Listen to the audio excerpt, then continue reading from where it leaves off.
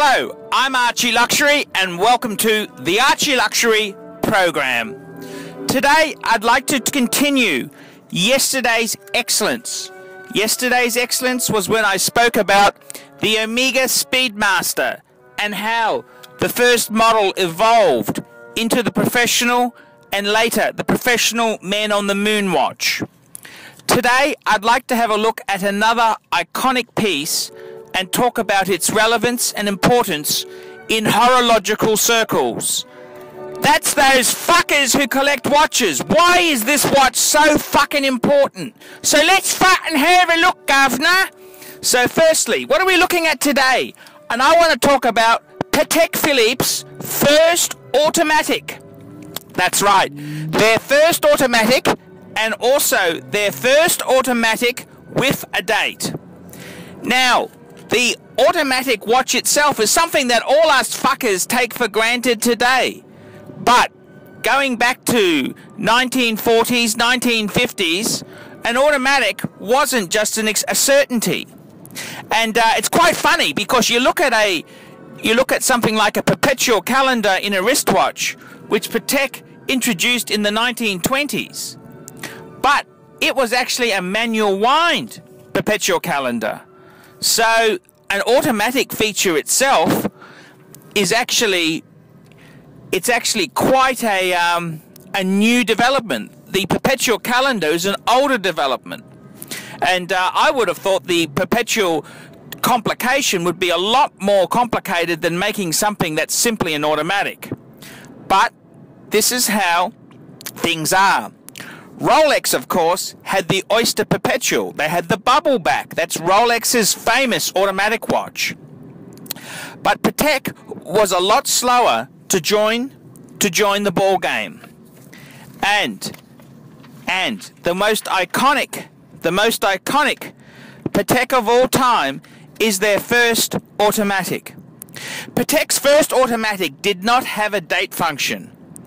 It used the caliber 12-600 AT movement, and this movement here is considered one of the all-time great movements.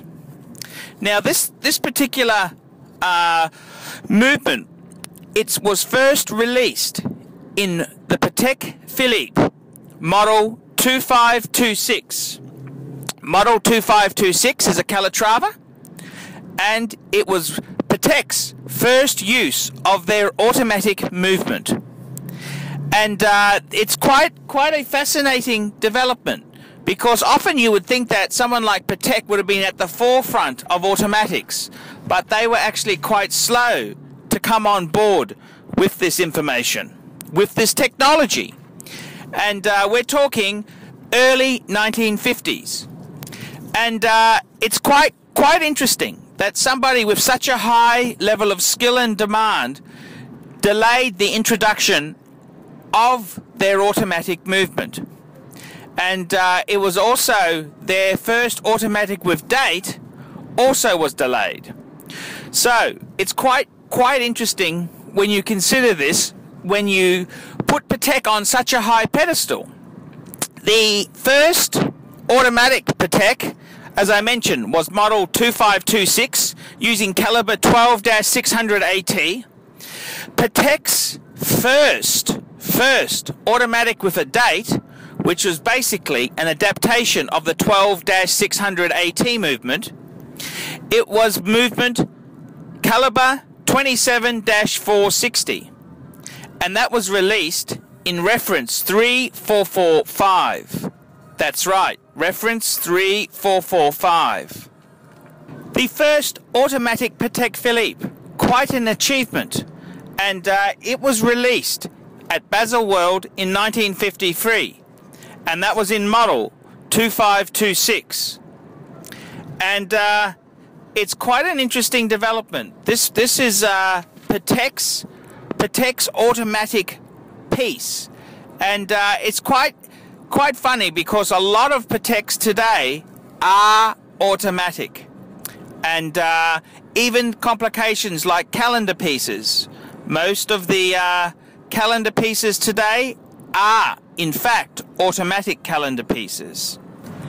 The interesting thing, Patek's first automatic had a size of 36mm, and when they improved this movement, when they released it with caliber 27-460, even though they added the date complication, they reduced the size of the watch to 35mm, which is a strange irony because today's fashion is to make pieces as big and imposing as possible.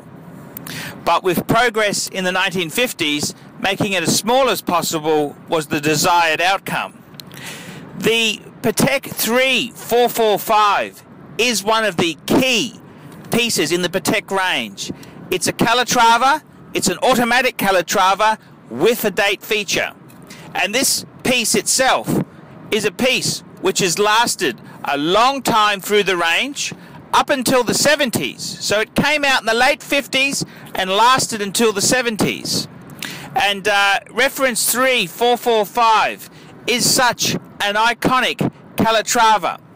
It's an automatic Patek with a date. What a wonderful combination.